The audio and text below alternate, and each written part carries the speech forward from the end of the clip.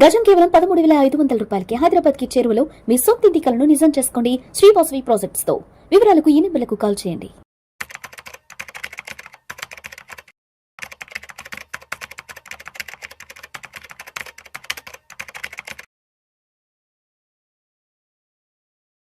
నమస్తే అండి, welcome to Suman TV. నేను వెల్లి చక్రధర్. చాలా మంది మ్యూచువల్ ఫండ్స్లో చాలా మిస్టేక్స్ చేస్తుంటారండి. నా దృష్టికి వచ్చిన కొన్ని మిస్టేక్స్ చెప్తాను. మేము చాలా మంది రివ్యూ చేస్తుంటాం, బయట మా ఆఫీస్కి వస్తుంటారు, సార్ మా పోర్ట్ఫోలియోస్ చూడండి అలా ఉన్నాయి అని చెప్పి. సాధారణంగా మాతో చాలా డిస్కస్ చేసినప్పుడు చాలా మందికి మేము కరెక్ట్ చేస్తుంటాము. సాధారణంగా అట్లాంటి మిస్టేక్స్లో ఒక మంచి 5 మిస్టేక్స్ అయితే డిస్కస్ చేద్దామండి ఇప్పుడు మనం. సో ఇక్కడ చూసినట్లయితే మ్యూచువల్ ఫండ్స్లో మనం చూస్తే మిస్టేక్స్ మేజర్గా చేశారంటే equity investment less than 3 years. చూడండి, చాలా మంది మ్యూచువల్ ఫండ్స్లో వస్తారు, ఎంటర్ అవుతారు, వాళ్ళ గోల్ మాత్రం ఒక 2 yearsలోనే ఉంటుంది, కానీ వాళ్ళు మాత్రం ఈక్విటీలో ఇన్వెస్ట్మెంట్ చేస్తారు. బెస్ట్ ఎగ్జాంపుల్ చెప్తాను. ఒక ఫాదరు ఒక ల్యాండ్ అమ్మారు, వచ్చిన డబ్బులు ఒక 50 lakhsని వాళ్ళ అబ్బాయికి ఇచ్చారు. సో వాళ్ళ అబ్బాయి ఏంటంటే, నా దగ్గర 50 lakhs వచ్చాయి కదా, నేను ఇల్లు కొనుక్కోవాలనుకుంటున్నాను హైదరాబాద్లో. చూస్తేనేమో హైదరాబాద్లో కొంచెం మార్కెట్ డౌన్లో ఉంది, అలాగో టైం పడుతుంది మనకి ఇల్లు దొరకడానికి. ఈ లోపల మనం దీన్ని అడ్వాంటేజ్గా తీసుకుందాం. ఈ 50 lakhsని కనుక మార్కెట్లో ఇన్వెస్ట్మెంట్ చేస్తే, మంచి మ్యూచువల్ ఫండ్స్లో ఇన్వెస్ట్మెంట్ చేస్తే మనకు అమాంతం 60 lakhs దాకా అయ్యే అవకాశం ఉంది. సో ఇంకా 10 lakhs ఎక్స్ట్రా వస్తాయి కదని చెప్పి మనం ఈక్విటీ మార్కెట్లో పెట్టారు. మొత్తం 5 different ఫండ్స్లో 10 lakhs కింద పెట్టారు. సో పెట్టినప్పుడు ఏమైందంటే, ఇలా అనుకోకుండా 2 years తర్వాత ఒక ఇల్లు అయితే దొరికింది దానికి. కొందాం చూస్తే మార్కెట్ వాల్యూ పడిపోయి ఇవాళ దాని వాల్యూ ఎంత 35 lakhs ఉంది. సో ఆ 10 lakhs కూడా ఆయన ఒక్కసారి పెట్టారా 50 lakhs మార్కెట్లో అంటే పట్ల ఒక లిక్విడ్ ఫండ్లో పెట్టి దాన్ని ఎస్టీపీ చేశారు. 1 lakh 1 lakh 1 lakh 1 lakh కింద ప్రతి ఒక్క 5 fundsలోనూ లిక్విడ్ ఫండ్లో పెట్టాం, లిక్విడ్ ఫండ్ నుంచి ఎస్టీపీ చేశారు. అలా చేసినా కూడా మార్కెట్ బాగా డౌన్ అవడం వల్ల దగ్గర 14-15 lakhs దాకా లాస్ అయితే వచ్చింది. సో ఇప్పుడు ఇల్లు కొందాం, రెడీగా ఇవ్వండి, మాకు టోకెన్ అడ్వాన్స్ ఇస్తే కానీ మీకు ఆ ఇల్లు ఉండదు అని ప్రెషర్ తెచ్చారు. తెచ్చినప్పుడు ఏమైందంటే, ఆయన అమాంతం ఆ 35 lakhsకి అమ్మాల్సి వచ్చింది, లాస్లో అమ్మారు. సో మీ కనుక ఏదైనా పిల్లాడిని ఇంజనీరింగ్ చదివించాలి, లేదా పాప మ్యారేజ్ ఉంది ఒక 2 ఏళ్లలో, మనం ఏదైనా ఇల్లు కొనుక్కోవాలి, అలా ఏదైనా షార్ట్ టర్మ్గా ఉన్నప్పుడు మీ నీడ్ కనుక ఉంటే ఖచ్చితంగా మ్యూచువల్ ఫండ్స్లోకి రాకండి. మినిమం 3 years నేను అమౌంట్ టచ్ చేయను, ఇది నా లాంగ్ టర్మ్ కమిట్మెంట్ కోసం, నా చిల్డ్రన్ ఎడ్యుకేషన్ అంటే ఒక 5 years గ్యాప్ ఉంది, 7 years గ్యాప్ ఉంది, నా సెల్ఫ్ రిటైర్మెంట్ ఒక 10 years ఉంది. అలాంటి అమౌంట్ ఏదైతే ఉంటుందో అలాంటి అమౌంట్ మాత్రమే ఈక్విటీలో పెట్టండి. కానీ మనం కనుక షార్ట్ టర్మ్ గోల్స్ ఉన్నాయి అనుకుంటే మాత్రం, నియర్ బై ఉంది, ఒక రిక్వైర్మెంట్ ఉంది, ఒక నీడ్ ఉంది, ఒక ఎమర్జెన్సీ ఉంది నియర్ బై అన్నప్పుడు మాత్రం పెద్ద మొత్తం అమౌంట్ లెస్ దాన్ 3 years ఆరిజిన్లో మాత్రం ఈక్విటీలో పెట్టకండి. అది చాలా డేంజర్ అవుతుంది, మార్కెట్ని ఎవరు గెస్ట్ చేయలేరు. అమాంతం పడింది అంటే మాత్రం ప్రిన్సిపల్ లాస్ అయ్యే అవకాశం ఉంది. ఈయన ఎస్టీపీలో వెళ్ళారు, లిక్విడ్ ఫండ్లో పెట్టి 10 months మనం చేసినా కూడా లాసే వచ్చింది. నెక్స్ట్ వచ్చి switch from equity to gold. ఇప్పుడు చూడండి, చాలా మంది మార్కెట్ చూశారు, లాస్ట్ ఒక గ్రో యాప్స్లో కానీ వాటిలో గజరాతో కానీ పెట్టిన వాళ్ళు అందరూ మాకు కాల్ చేస్తున్నారు. అలాగే మా దగ్గర కొంతమంది పెట్టారు ఇన్వెస్ట్మెంట్స్. చూడండి, కొంత మార్కెట్ అయితే బాగా జరిగింది. లాస్ట్ 18 months నుంచి మార్కెట్ రిటర్న్స్ అయితే బాగాలేదు. కొంతమందికి అమాంతం 3% లాస్ వచ్చింది, కొంతమందికి 5% లాస్ వచ్చింది. సో ఎప్పుడైతే వాళ్ళు అమాంతం 50 lakhs పెద్ద పెద్ద అమౌంట్స్ పెట్టారు, మార్కెట్ నెగిటివ్ వచ్చింది, ఇప్పుడు చాలా చూస్తే డౌన్లో ఉంది.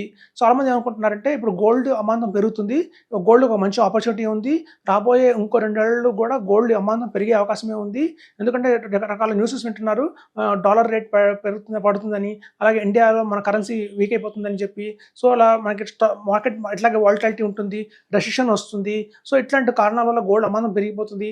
కాబట్టి ఇక్కడ మనం కనుక ఈక్విటీ ఒకవేళ లాస్లో వచ్చినా, అంటే మనం పెట్టిన 50 lakhs ఇవాళ 45 lakhs అయింది దాని వాల్యూ, ఒక 5 lakhs లాస్ వచ్చినా సరే, ఈ లాస్ని మనం కనుక మళ్ళీ మనం పికప్ అవ్వచ్చు గోల్డ్లో పెడితే కనుక. అమాంతం ఈ పెట్టిన 45 lakhs కనుక గోల్డ్లో పెడితే అది 60-70 లక్షలు అయిపోతుంది అని చెప్పి చాలామంది చేసే పెద్ద పొరపాటు ఏంటంటే, ఈక్విటీ నుంచి లాస్ బుక్ చేసుకుని కూడా గోల్డ్కి వెళ్తున్నారు. అలా వెళ్ళకండి. రేపు 2026లో కనుక గోల్డ్ పడిందంటే మనం ఎక్కడ లాస్ బుక్ అవుతాం, అక్కడ లాస్ బుక్ అవుతాం. గోల్డ్ అనేది చాలా సంవత్సరాలు తీసుకోండి, లాస్ట్ 20 years తీసుకుంటే కొన్ని సంవత్సరాలు గోల్డ్ -56, -34% కూడా వచ్చిన దాఖలాలు అయితే ఉన్నాయి. సో గోల్డ్ కూడా ఎప్పుడు మీరు అంత బ్లైండ్గా నమ్మకి వెళ్ళకండి. సో మీ దగ్గర ఎక్కడైనా డబ్బులు ఉన్నాయి, సపోజ్ ఎక్స్ట్రా ఉన్నాయి అంటే ఆ అమౌంట్ ఇన్వెస్ట్మెంట్ చేయండి గోల్డ్లో. అంతేగాని ఈక్విటీని అమ్మేసి, షేర్లు అమ్మేసి, స్టాక్లు అమ్మేసి, ఈ డబ్బులు ఇక్కడ లాస్ని మనం వేరే చోట మనం దాన్ని పూడ్చుకుందాం అని చెప్పి కనుక అలా కనుక వెళ్తే కనుక అక్కడ కూడా లాస్ వచ్చే ప్రమాదం ఉంది. కాబట్టి స్టే ఇన్వెస్టెడ్, అలాగే ఇన్వెస్ట్మెంట్ చేసి ఉంచండి, అట్లా హోల్డ్ చేసి పెట్టండి. అంతేగాని ఇలా స్విచ్ అవ్వకండి ఈక్విటీ నుంచి గోల్డ్కి అనేది చెప్పడం జరుగుతుంది ఇక్కడ. సో అలాండి. నెక్స్ట్ అంటే all funds in one AMC.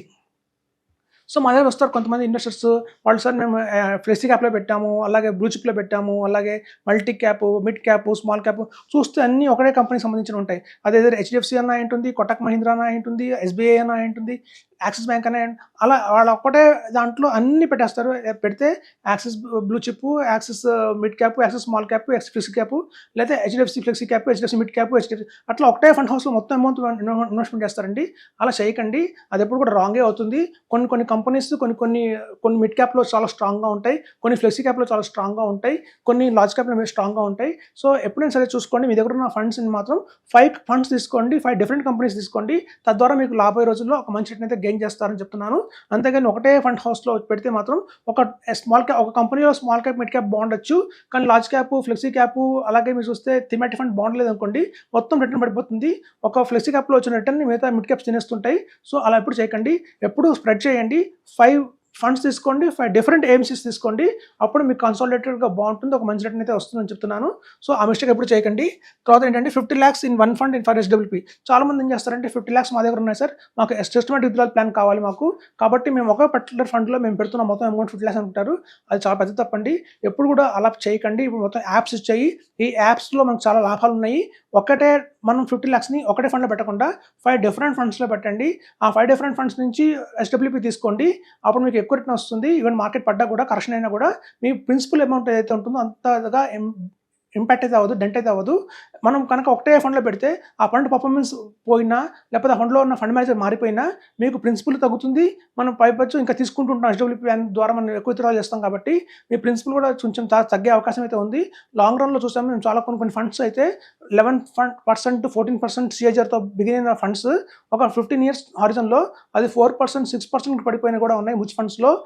కాబట్టి చెప్తున్నానండి, ఎప్పుడు కూడా ఒకటే ఫండ్లో 50 lakhs పెట్టకండి, వాటిని 10 lakhs కింద 5 funds డివైడ్ చేసి వాటి నుంచి మీరు తీసుకుంటూ ఉంటే, ఇప్పుడు ఆల్రెడీ బయట మార్కెట్లో మనకి ఇప్పుడు దొరుకుతున్నాయి, బాస్కెట్ ఆఫ్ 5 funds లాగా దొరుకుతున్నాయి. కంపెనీ వాళ్ళే 5 fundsని ఒక బంచ్ లాగా చేసి ఇస్తారు, ప్యాకేజ్ లాగా. దాని నుంచి అందులో కనుక ఇన్వెస్ట్మెంట్ చేస్తే ఆటోమేటిక్గా మనకి ఎస్డబ్ల్యూపీ ప్లాన్ లాగా తీసుకోవచ్చు. 5 funds నుంచి మనకి ఎవ్రీ మంత్ అమౌంట్ వస్తుంది. రేపొద్దు మీరు ఒక 5 lakhs విత్డ్రా చేసినా కూడా 1 lakh కింద ప్రతి ఒక్క ఫండ్లో తీయడం జరుగుతుంది. సో కాబట్టి అలా ఉంటాయండి, బెటర్గా ఉంటుంది. సో ఎప్పుడు కూడా గుర్తుంచుకోండి, ఒకటే ఫండ్లో పెట్టి 50 lakhs కానీ 1 crore కానీ మీరు ఎస్డబ్ల్యూపీ అనేది తీసుకోకని చెప్తున్నాను.